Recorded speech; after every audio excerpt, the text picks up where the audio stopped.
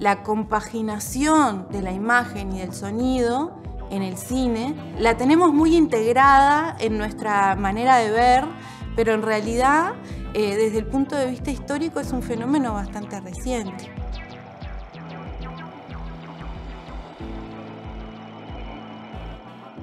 Donde se producían empezó a tener mucho más importancia que anteriormente. Anteriormente se cambiaban los intertítulos y la película se producía en Rusia y se estrenaba acá y no había demasiado problema.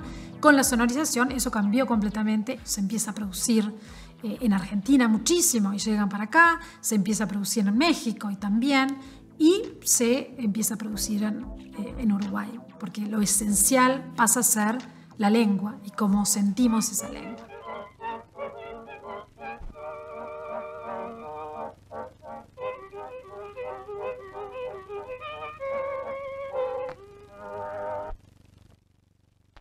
Pucha, que ha de estar barata la miel en Montevideo, con semejante panal.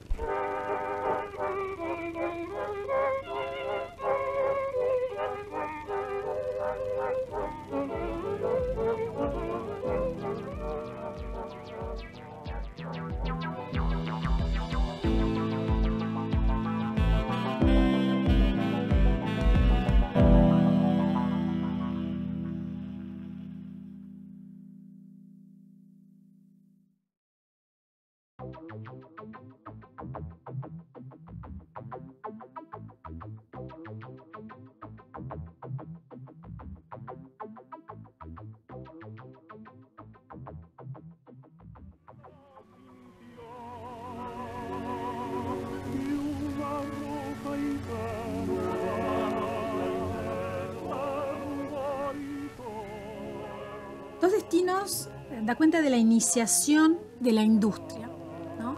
Con esta película comienza la industria cinematográfica uruguaya.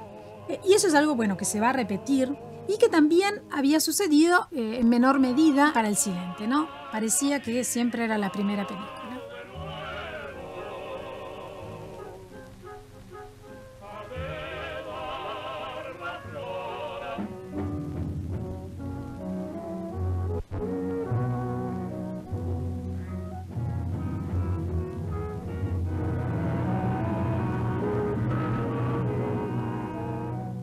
La historia de estos dos personajes colocan la dicotomía campo-ciudad, ¿no? Entonces se muestra también las tareas del campo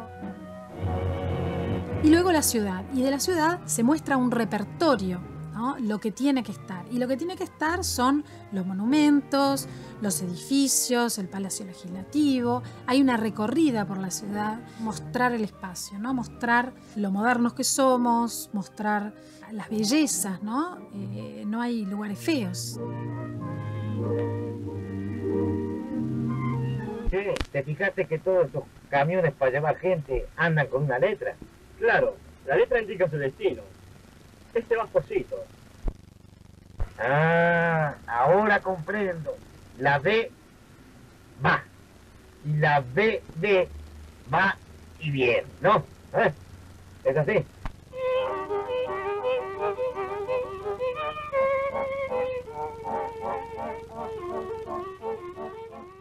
Y en ese Montevideo y en ese campo ideales se colocan estos dos personajes cuyos dos destinos es, bueno, el personaje bueno y serio termina bien y el otro mal.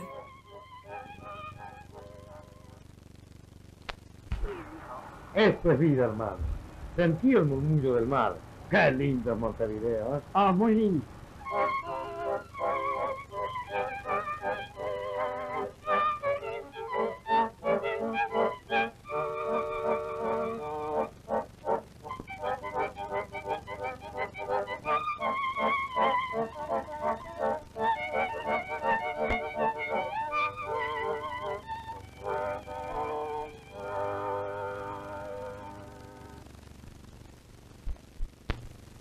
¿Qué quiere con esta cafetera? Tírese al agua.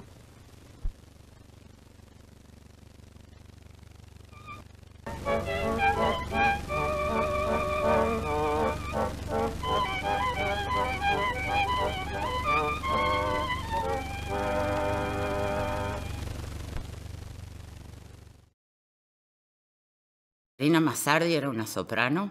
En el año 35, según mis cálculos, hizo un viaje a Estados Unidos y quedó fascinada con el tema del cine. Y en el barco de regreso de Estados Unidos a Uruguay, escribe el guión de una película. Entre 1936 y 1937, ella la filmó, la editó y la estrenó en 1938. Ella fue guionista, fue productora, fue directora, fue protagonista a pesar de que tenía 40 años, y hizo de niña de 20. Hizo el primer corte, también fue ambientadora. Ella dice que también diseñó el vestuario y obviamente el maquillaje. Y también preparaba café para que el equipo no se durmiera. En realidad me llamó la atención que hubiera una mujer que hubiera dirigido y sobre todo el nombre de la película, porque el nombre de la película es Vocación y termina con un signo de interrogación.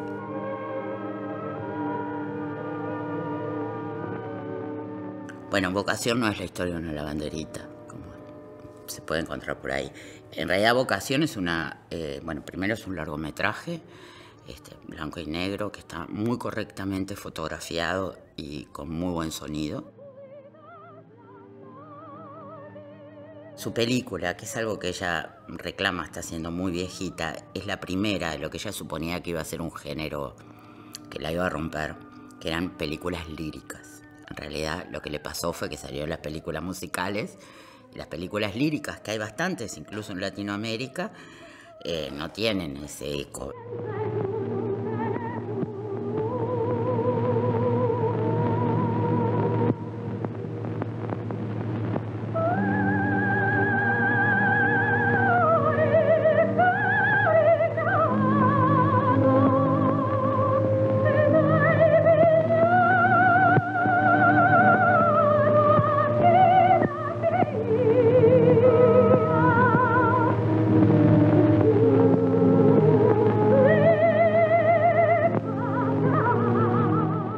Cuenta la historia de una joven inmigrante italiana que tiene un gran don, que es su voz. Se enamora del hijo de un estanciero, un joven estudiante de medicina.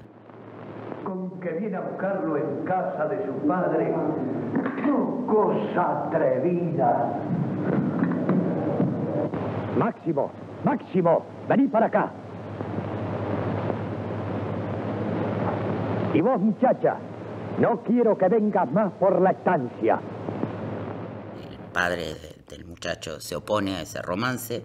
Ella, desolada, recibe el apoyo de sus padres, que ponen todos sus ahorros para que su madre y ella puedan viajar a Italia a que cumpla su vocación. Yo te daré todos mis ahorros y si no alcanzan, también venderé la casa. Tiene una cantidad de mensajes explícitos, ¿no? De alabanza al sacrificio en el trabajo, pero también hay una cantidad de mensajes que hablan del acoso sexual a las artistas, de los problemas de clase. Además, tiene usted una figura muy interesante. Créame que estoy dispuesto a prestarle todo mi apoyo para hacerla triunfar en Italia. Vaya tranquila. Mañana la espero en mi casa para firmar el contrato. ¿Aquí en su escritorio habrá querido decir? No, en mi casa. Vi a Humberto Primo. El final de la película es documental, es muy impresionante, es muy bello de fotografía. Y vemos una procesión real en el Día de la Virgen del Verdún, como podía suceder en esos años. Y entre medio de la gente real están los actores. Está ella, sus padres, el novio y el papá del novio, por supuesto que siempre estaba adosado el novio, ¿no? Entonces ella canta en agradecimiento a la Virgen.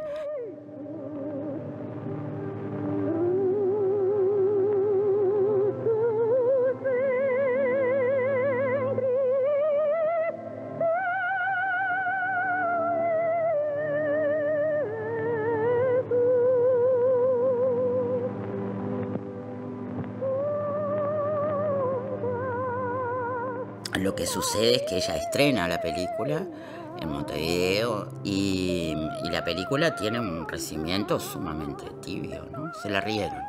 Entonces ella volvió a hacer una especie de montaje, sacó algunas escenas, pero recibe una invitación para mostrarla en el Festival de Venecia. Y en los años 70 pidió en una carta que le mandó a la Alianza Uruguay de Estados Unidos que se gestionara ante el MoMA el reconocimiento de que su película había sido la primera película lírica de América Latina. O sea, ni siquiera era un reconocimiento de la primera mujer directora del Uruguay. Eso no. Ella dice en su autobiografía que le ofrecieron dirigir otras películas, pero que ella había sido tal el esfuerzo, el trauma, digamos, que no quiso volverlo a hacer.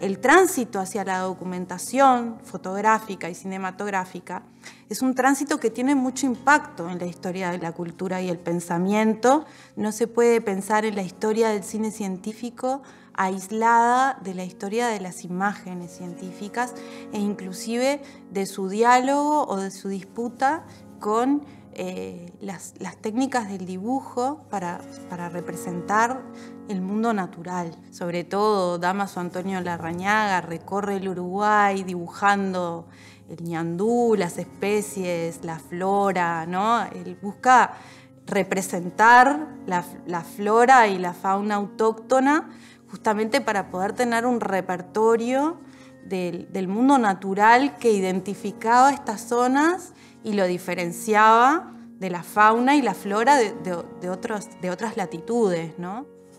Todas estas discusiones que siempre existen en relación a los orígenes de la historia de la fotografía y el cine, si es una invención tecnológica, si es una invención cultural, bueno, es como hija y motor de la revolución industrial y de los grandes cambios que se producen en relación a cómo conocer el mundo a través de estos medios, ¿no?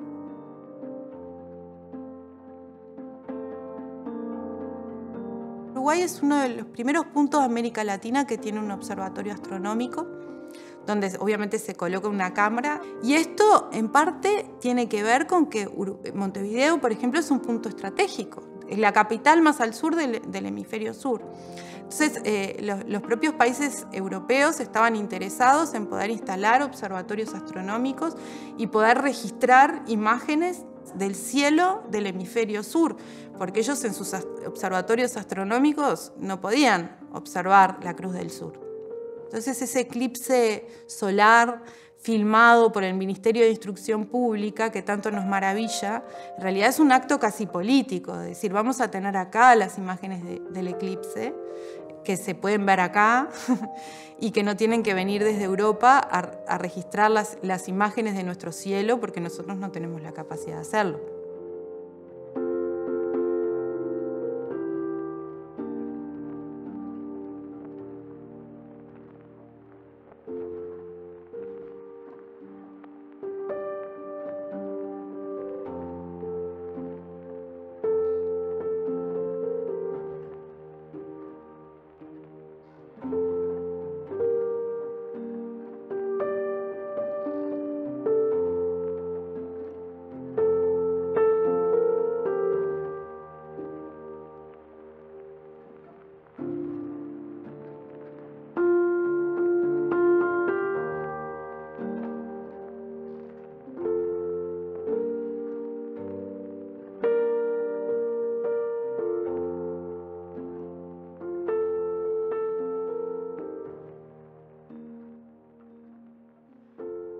Fines de los años 40 es un periodo fermental para la historia del cine en Uruguay. Se crean los cineclubes, se crean las salas de proyección y acá en este ámbito universitario se crea el Instituto de Cinematografía de la Universidad, muy a impulso de Rodolfo Taliche.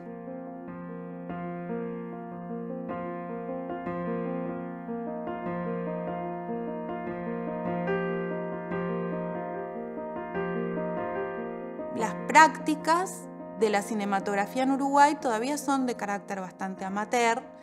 Y en realidad el propio Taliche, en sus primeros estrenos de las cosas que a él le interesaban, las termitas, si nosotros vemos estas películas, son películas que más bien son películas institucionales, donde él lo que busca fundamentalmente es promover la idea de que está creando este espacio en la universidad. Temario de tantos sabios y de escritores famosos, vamos a tratar de estudiar las termites usando un criterio libre de cualquier tendencia antropomórfica.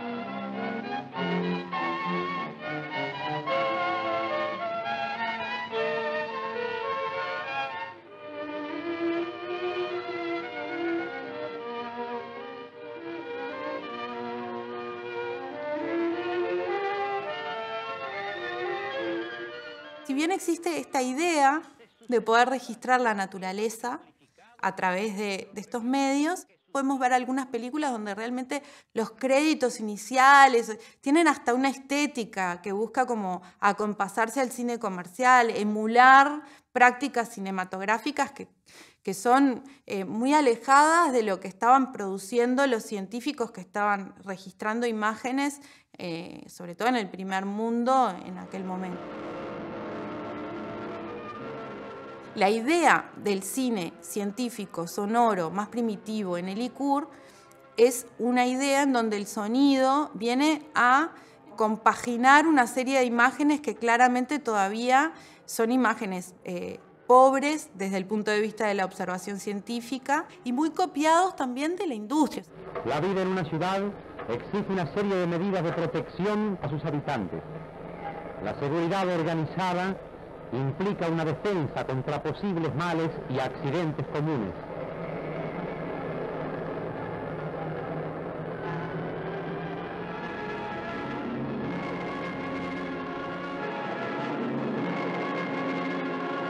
A pesar de todas las precauciones, detrás de las paredes puede esconderse un insospechado homicida.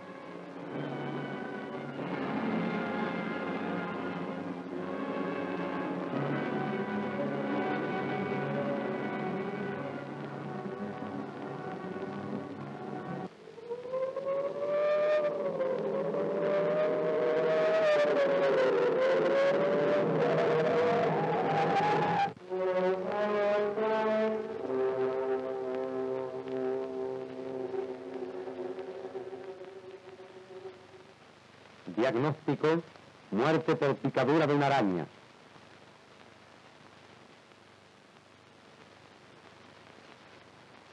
Se han publicado en el Uruguay 29 observaciones, entre las cuales 8 graves con 2 fallecimientos, y en Buenos Aires 8 muertes. Inmediatamente en los laboratorios, los métodos científicos se ponen al servicio de la necesaria investigación. Es imperioso conocer primeramente la especie de araña homicida y se da la alarma para capturarla infraganti.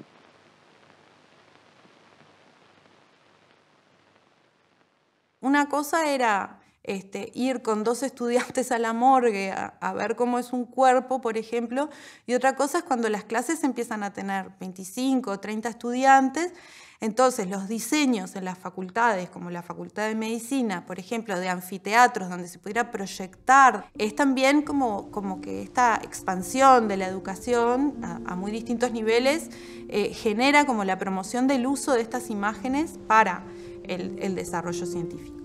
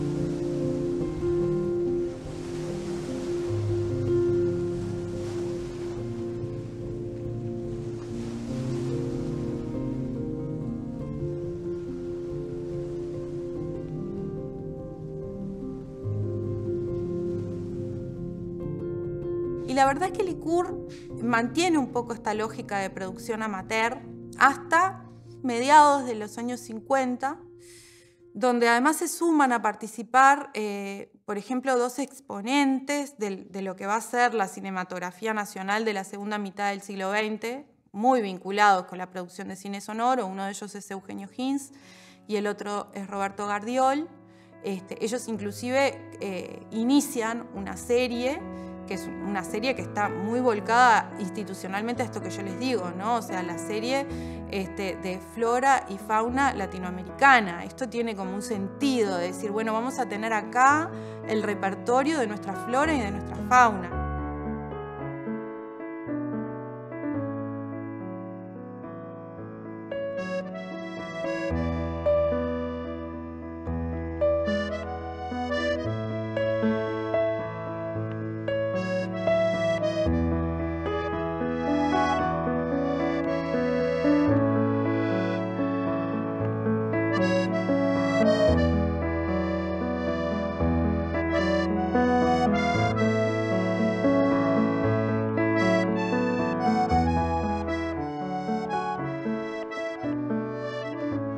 Si nosotros nos aproximamos con un segundo ojo a esta serie, en realidad la gran mayoría de las filmaciones fueron hechas en zoológico. Hay una transpolación de la fauna a un espacio controlado, aunque no sea el del laboratorio, donde el montaje se realiza a partir de una observación que es una observación fuera del hábitat.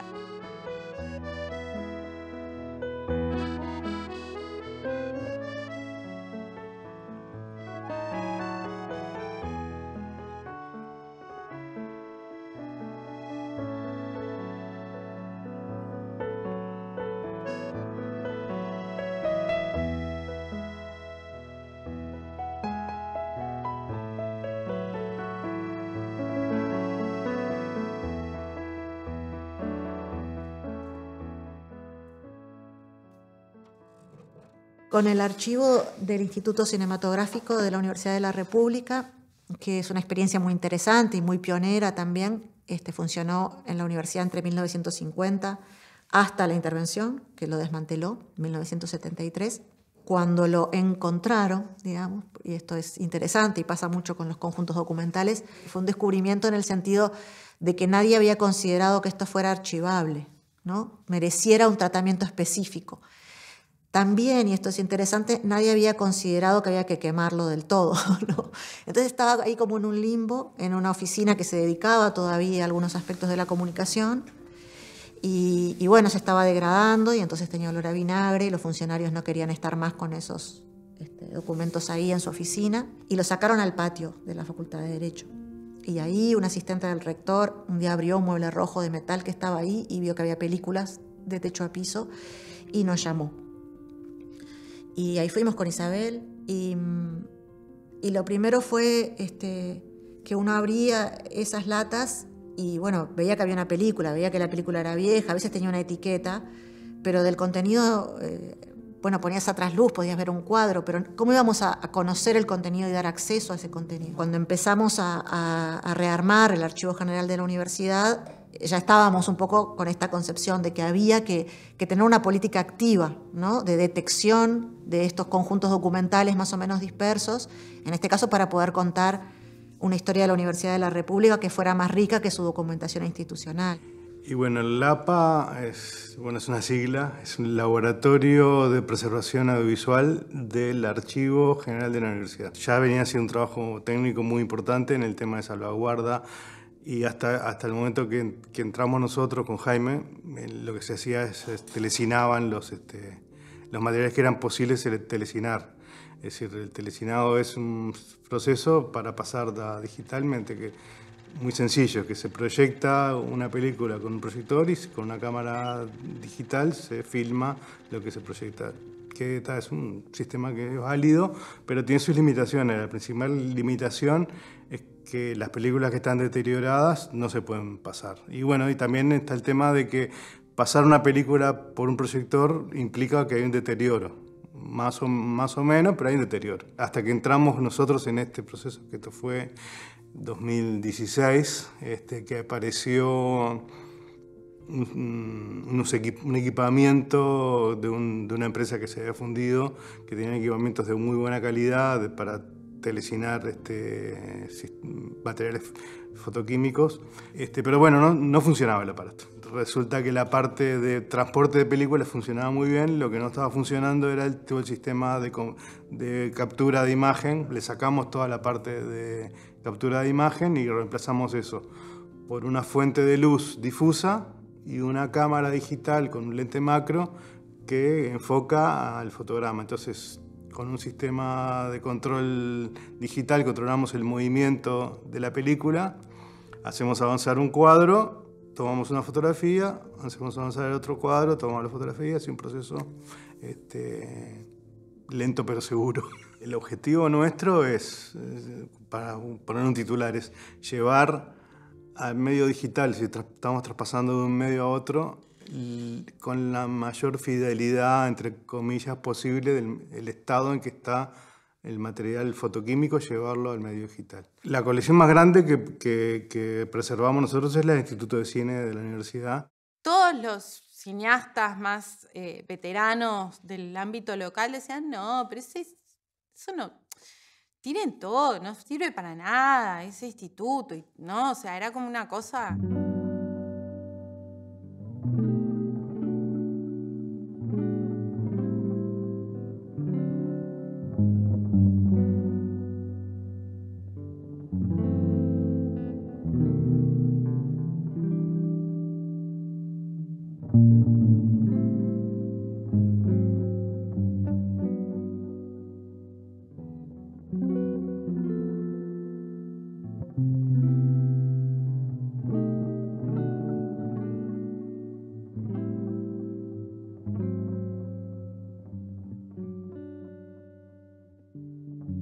Bueno, yo me empecé a encontrar con estas filmaciones de macrocinematografía. Yo empecé a ver esas imágenes, ¿no? De esas arañas poniendo sus huevos o estos escorpiones. Eran tremendas imágenes. No paraba de aparecer este nombre, Plácido Añón. Y entonces le pregunté a Mario Handler, che, Mario, ¿quién es Plácido Añón? ¿No? Y ahí Mario me dijo, Plácido Añón fue mi maestro. Fue él el que me enseñó lo que es la imagen directa. Y él es el primero que empieza a desarrollar lo que podríamos llamar foto y cinematografía científica en el ICUR, en el sentido de usar la fotografía y el cine para el registro directo de la realidad. Él consideraba que el cineasta o el fotógrafo eran técnicos que tenían que registrar lo que el científico les indicaba de la mejor manera posible. Entonces, una de las primeras cosas que hace Plácido Añón en el ICUR es, con un fuelle que él mismo fabricó y algunos lentes tallados, crea una óptica macro que le permite empezar a fotografiar despojándose del microscopio.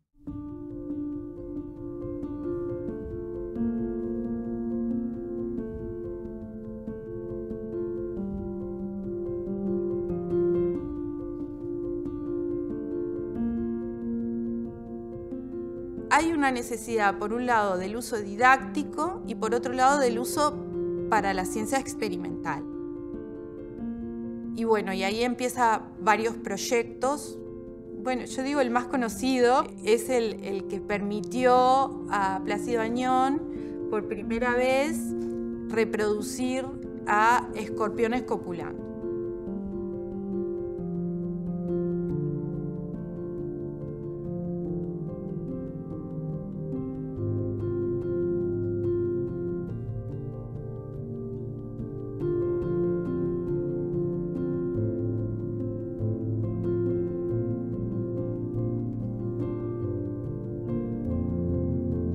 Los escorpiones tienen un problema, que es que en presencia de la luz se inhibe.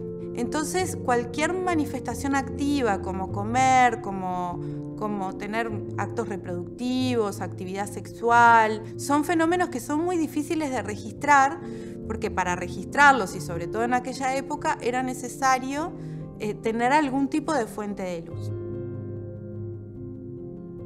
Hasta hasta que se dieron cuenta de que la tantracina, que filtra la parte azul del espectro luminoso, era apropiada porque claramente los escorpiones se veían afectados por esa parte azul.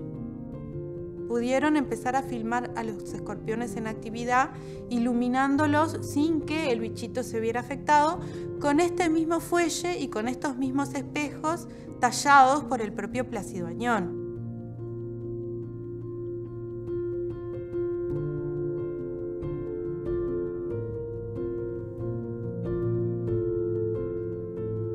Cuando logra filmar la reproducción de los escorpiones, los escritos de él afirman que estuvo 36 horas frente a la cámara. Eso también muestra en alguna medida el presupuesto que estaba destinando la universidad a la producción de estas realizaciones, ¿no? Porque 36 horas de material fílmico es un montón.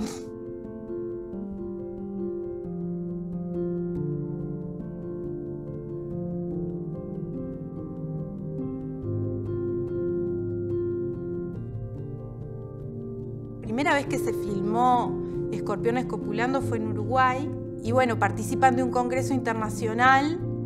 En el interín entre la primera filmación y el congreso, los alemanes logran también hacer esa filmación. Entonces, en realidad, en el congreso, un poco como que era difícil creer a los europeos que los uruguayos habían filmado primero que los alemanes.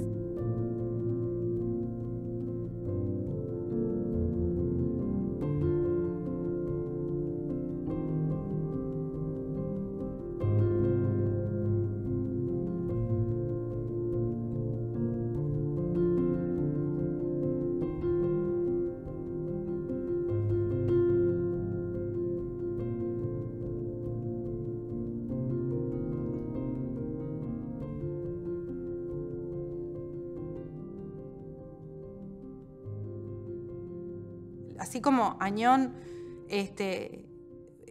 muestra cómo es posible prescindir del microscopio para observar los fenómenos naturales, Handler arranca las cámaras de los microscopios y plantea de que, bueno, que hay que salir del laboratorio para empezar a registrar no solo el mundo natural, la fauna, el laboratorio, sino la realidad social. O sea, que hay un aspecto que hay que empezar a mirar y que también es un aspecto de observación.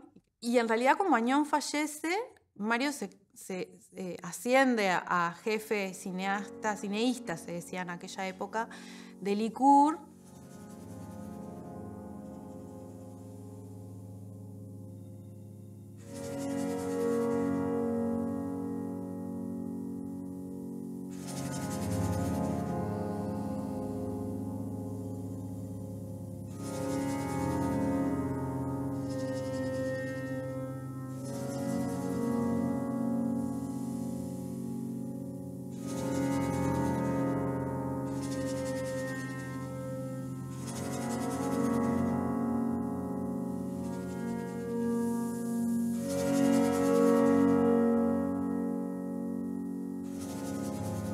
Los diálogos que él cuenta que tiene con Taliche, daría la sensación de que Taliche le ofrece a él que haga una película sobre Montevideo. Y él dice, bueno, en realidad yo no quiero hacer una película sobre la Rambla, sobre Montevideo, yo quiero hacer una película sobre los problemas de Montevideo, sobre la realidad social. Y se encuentra con Carlos, que vivía ahí en la zona de la Rambla, próximo a la Facultad de Humanidades.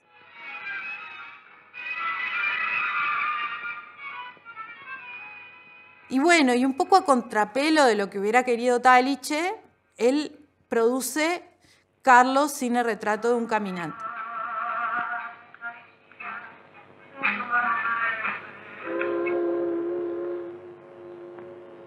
Tengo una hija, tuvo mi señora, no, casado no, amigado. Ahora de tener como 17 años. Está en Rachuelo.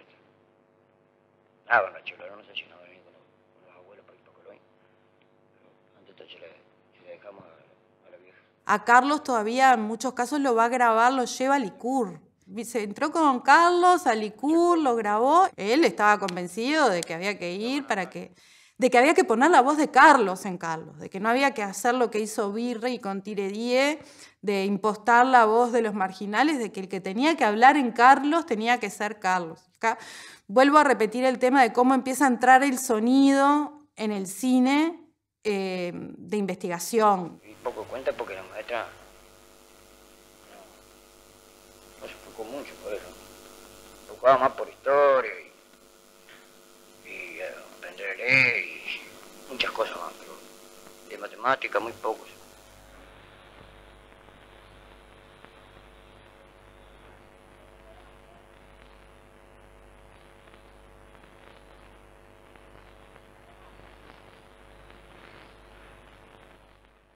En ese mismo periodo, en realidad Mario no tuvieron la envergadura de Carlos, pero registra una de las primeras marchas cañeras.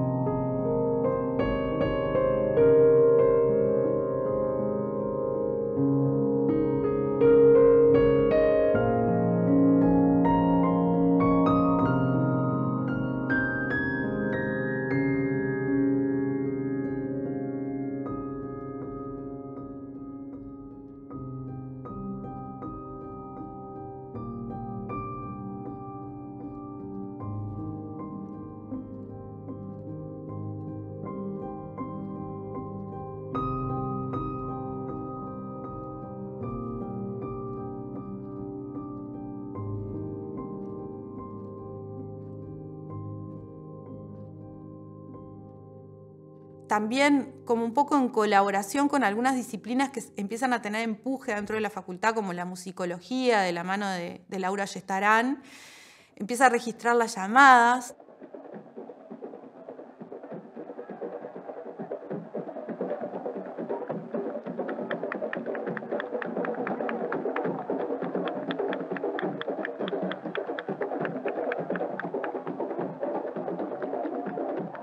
Digamos que ahí yo creo que Llamadas es la primera vez donde imagen y sonido se juntan en un proyecto de investigación específico, ¿no? Y ahí en esos registros, él se mete adentro de la llamada y la cámara está ahí, perpendicular al cuerpo de los que están tocando el tambor.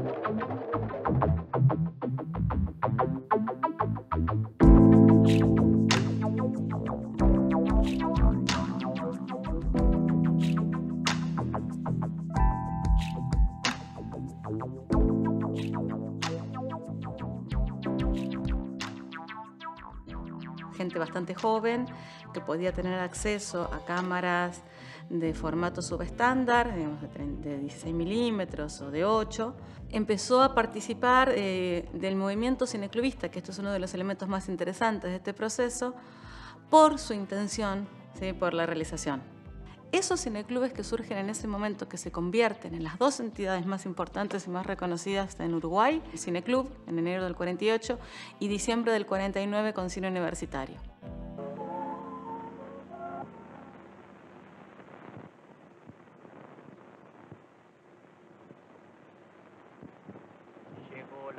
El cine uruguayo en los años 50 tuvo una serie de películas que tuvieron aceptación pública, pero que fueron defenestrados por la crítica.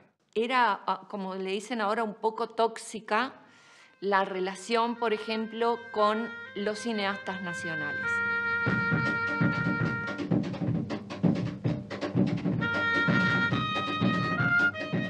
De los cineastas nacionales se esperaba algo más. Todas las notas que se ven es como, bueno, te quedaste un poco corto con esto, o sea, una cuestión aleccionadora. La crítica ocupó un lugar muy importante en la circulación del saber sobre el cine. Cuidar los mínimos detalles, tarea que Beloni realiza con mano experta. Tira al viento. Lo que pasó dentro de este proceso general es que lo que quedó dentro del relato oficial, digamos, de este periodo, es que Uruguay es un país sin cine. Directamente, negando, digamos, toda esta producción enorme, pero sí fue un país que tenía una alta cultura cinematográfica.